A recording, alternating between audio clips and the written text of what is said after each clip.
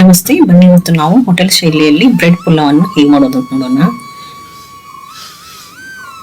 ಇದನ್ನು ನೀವು ಮೊಸರು ರಾಯ್ತಾ ಅಥವಾ ಕೊಬ್ಬರಿ ಚಟ್ನಿ ಒಂದಿಗೆ ಸರ್ವ್ ಮಾಡಬಹುದು. ಇದು ತುಂಬಾ ಚೆನ್ನಾಗಿರುತ್ತೆ. ಬನ್ನಿ ಹಾಗಾದ್ರೆ ನೋಡೋಣ ಇದನ್ನು ಹೇಗೆ ಮಾಡೋದು ಅಂತ.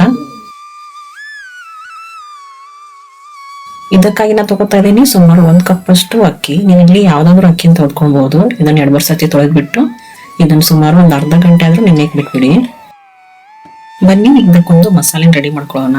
ಇದಕ್ಕಾಗಿ ನಾನು ತಗೋತಾ ಇದ್ದೀನಿ ಸುಮಾರು 2 ಟೇಬಲ್ ಸ್ಪೂನ್ ಅಷ್ಟು ಕೊತ್ತಂಬರಿ ಬೀಜ, 1 ಟೀ ಸ್ಪೂನ್ ಅಷ್ಟು ಸೋಂಪು, 1 ಟೀ ಸ್ಪೂನ್ ಅಷ್ಟು ಜೀರಿಗೆ ಹಾಗೂ 2 ಏಲಕ್ಕಿ, 2 ಅಥವಾ 3 ಲವಂಗ, 1 ಟೇಬಲ್ ಸ್ಪೂನ್ ಅಷ್ಟು ಗಸಗಸೆ, ಸ್ವಲ್ಪ ಗೋಡಂಬಿ ಹಾಗೂ 10ರಿಂದ 12 ಬೆಳ್ಳುಳ್ಳಿ ಹೆಸಳು, ಖಾರಕ್ಕೆ ತಕ್ಕಂತೆ ಹಸಿಮೆಣಸಿನಕಾಯಿ ಹಾಗೂ ಸ್ವಲ್ಪ ಕೊತ್ತಂಬರಿ ಸೊಪ್ಪು, 1 ಇಂಚಷ್ಟು ಶುಂಠಿ ಹಾಗೂ ಸ್ವಲ್ಪ ಪುದೀನ ಸೊಪ್ಪು ಹಾಗೂ ಅರ್ಧ ಕಪ್ ಅಷ್ಟು ತುರಿದ ತೆಂಗಿನಕಾಯಿ ಇಟ್ಟು ಸ್ವಲ್ಪ ನೀರನ್ನು ಹಾಕ್ಬಿಟ್ಟು ಇದನ್ನ ನುಣ್ಣಗೆ ಪೇಸ್ಟ್ ಮಾಡ್ಕೊಳ್ಳಿ. ಬನ್ನಿ ಈಗ ರೈಸ್ ಅನ್ನು ಮಾಡ್ಕೊಳ್ಳೋಣ. ಇದಕ್ಕಾಗಿ ನಾನು ತಗೋತಾ ಇದ್ದೀನಿ ಬಾಣಲೆಯಲ್ಲಿ ಸ್ವಲ್ಪ ಎಣ್ಣೆ ಜೊತೆ ಸ್ವಲ್ಪ ತುಪ್ಪ.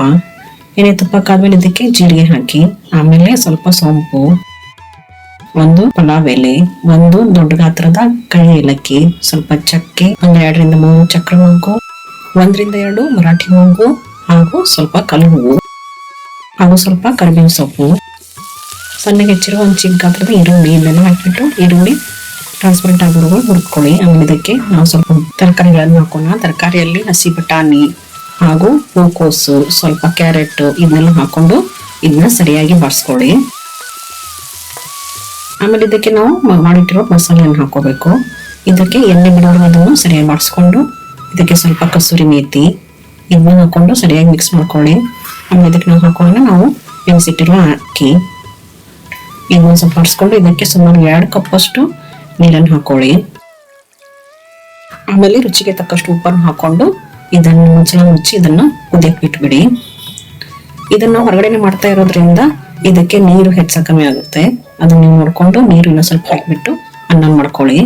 ಆಮೇಲೆ ಇದಕ್ಕೆ ಮೇಲೆ ನಿಂಬೆ ರಸ ಹಿಂಡ್ಬಿಟ್ಟು ಮೇಲೆ ನಾವು ಕರೆದಿರುವ ಬ್ರೆಡ್ ಅನ್ನು ಹಾಕೋಬೇಕು. ಆಮೇಲೆ ಇದನ್ನೆಲ್ಲ ಮಿಕ್ಸ್ ಮಾಡಿ ಸರ್ವ್ ಮಾಡಿದ್ರೆ ನಮ್ದೀಗ ಬ್ರೆಡ್ ಪಲಾವ್ ತಯಾರಾಯ್ತು. ಇದನ್ನ ನೀವು ಮೊಸರು ರಾಯ್ತಾ ಕೊಬ್ಬರಿ ಚಟ್ನಿಯೊಂದಿಗೆ ಸರ್ವ್ ಮಾಡಬಹುದು. ತುಂಬಾ ಚೆನ್ನಾಗಿರುತ್ತೆ. ಈ ರೆಸಿಪಿಯನ್ನು ಟ್ರೈ ಮಾಡಿ ಹಾಗೂ ನನ್ನ ಚಾನಲ್ ಅನ್ನು ಸಬ್ಸ್ಕ್ರೈಬ್ ಮಾಡೋದನ್ನ ಮರಿಬೇಡಿ. ಧನ್ಯವಾದಗಳು.